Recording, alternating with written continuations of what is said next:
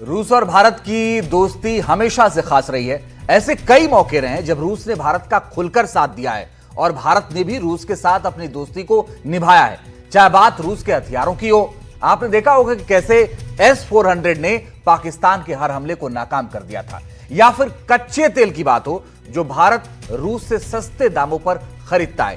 लेकिन यही हथियार और कच्चा तेल अमेरिका से दूरी की वजह भी बन गया, क्योंकि हथियार और तेल ही अमेरिका का असली खेल है। और यहीं से शुरू हुई अमेरिका और भारत के बीच खींचतान। ट्रंप ने पहले तो भारत पाकिस्तान के बीच सीजफायर कराने का झूठा दावा किया, बात नहीं बनी तो झूठा आरोप लगाकर 50% टैरिफ लगा दिया। ट्रंप की ये चिढ़ समझ भी आती है, क्योंकि अमेरिका के दबाव के बाद भी भारत ने रूस का साथ नहीं छोड़ा। देखिए ये रिपोर्ट।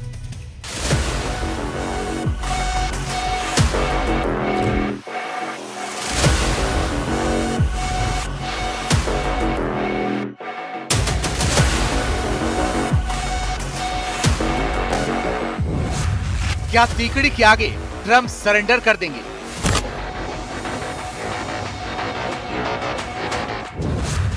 क्या ट्रंप के खिलाफ नई दीवार तैयार हो रही है?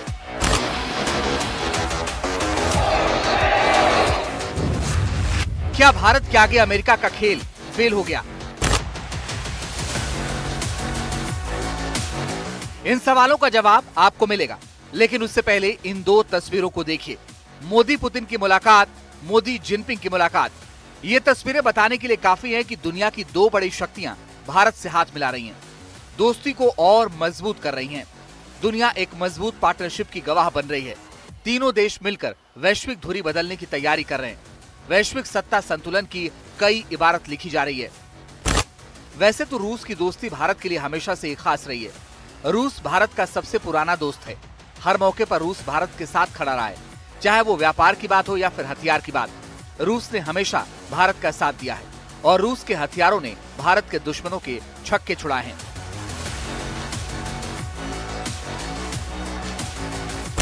ऑपरेशन सिंदूर के दौरान ही रूस से खरीदे गए S-400 ने खुद को भारत का सुदर्शन कवच साबित किया, जिसने पाकिस्तान के हर हमले को नाकाम किया, ड्रोन और मिसाइलों को हवा में नष्ट कर दिया। पाकिस्तान की ओर से भारत के 15 शहरों पर किए गए हवाई हमलों को भी फेल कर दिया।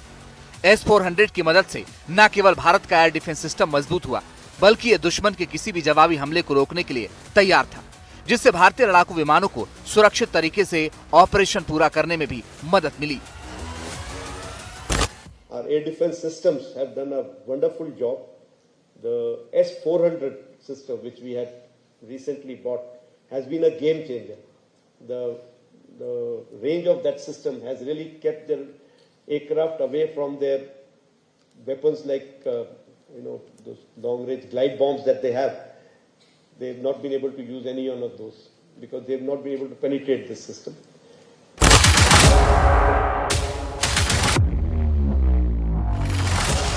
ऑपरेशन सिंदूर में S-400 के कमाल के बाद हवाई सुरक्षा को और मजबूत बनाने का काम तेज हुआ।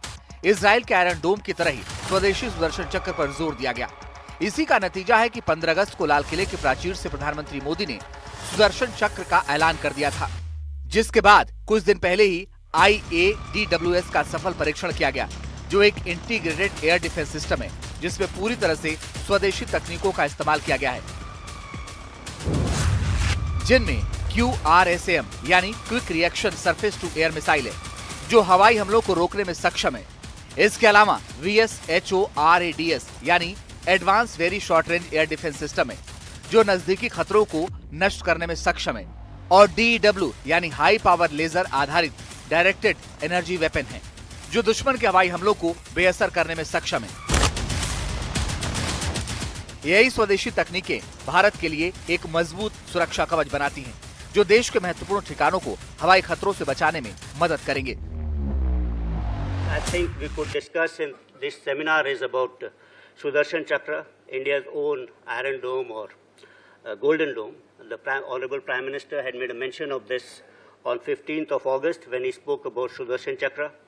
That will enhance India's strategic defense, and he said that he expects it to be rolled out by 2035. Over here, I think the aim is to develop a readiness system to protect India's strategic, civilian and nationally important sites. And it will act both as a shield as well as a sword. Trump ने tariff बम फोड़ते हुए भारत पर आरोप लगाया कि रूस से कच्चा तेल खरीदकर रूस यूक्रेन युद्ध में उसकी मदद कर रहा है। ट्रंप ने सोचा कि इस आरोप के बाद भारत रूस से कच्चा तेल खरीदना बंद कर देगा, लेकिन भारत ने रूस से अपनी दोस्ती निभाई और तेल खरीदना जारी रखा। इसी से चिढ़कर ट्रंप ने भारत पर 25% एक्स्ट्रा टैरिफ लगाने का ऐलान कर दिया। India, as an example, is one of the highest tariffs in the world. We're not going to put up with that. And they've agreed already to drop it. They'll drop it to nothing.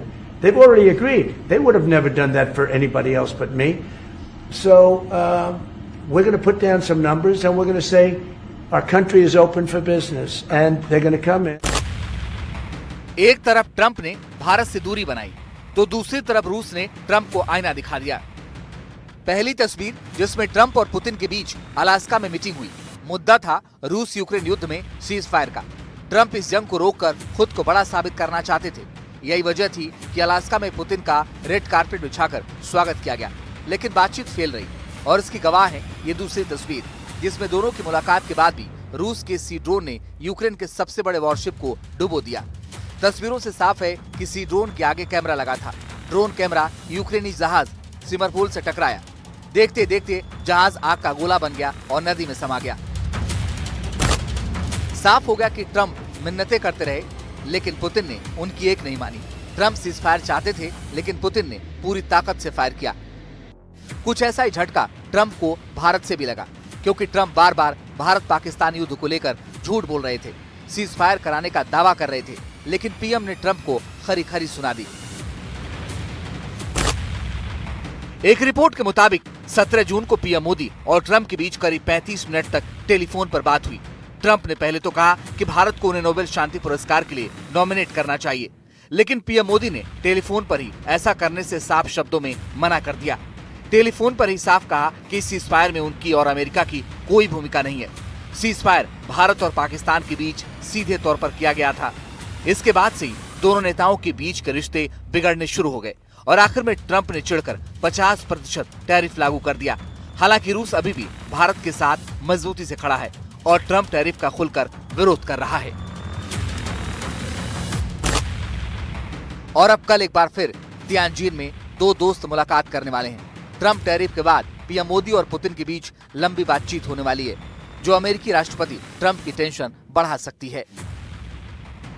Bureau report, NDTV India.